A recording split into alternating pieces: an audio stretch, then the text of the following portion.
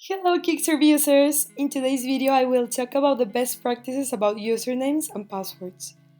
When we talk about usernames and passwords, the best practice is to never give your credentials to anyone. There are two different scenarios where you are going to have to change passwords to keep the account secure. When a technician is not with your company anymore, or if the person who manages the account as an admin or owner is not with the company anymore. The scenario 1. A field tech is not with you anymore. Let's say someone on your team quit. To log out that person from the Kickserv account, you can make their profile not active, and the next time they click anywhere in the web application, they will be logged out. These are the steps to do it. Go to Settings, then Manage Users, edit the desired user, and in here, Login Allowed, click on No, and then Update Employee. You can also deactivate that profile as well and it will be logged out.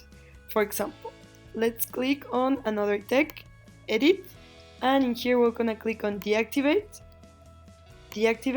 and that tech it's inactive. You would then create a new employee profile for the individual that will be replacing the employee. Remember to never reuse an employee's profile. Now, the scenario 2. The team member who manages the admin profile is not with you anymore. In this scenario, the only option is to change the admin password. The web platform will log out everyone immediately. The steps are basically the same. You need to go to Settings, then Manage Users, enter to edit the account owner, and in the login access, you can change the password. You just click on change and enter the new password 2 times and click on change passwords. Finally, remember you can have only one admin for your Kickserv account, but if you need more team members, you can always upgrade your plan. This will be all for today. If you have a doubt about pricing, password, or anything else, just leave a comment and we'll get back to you.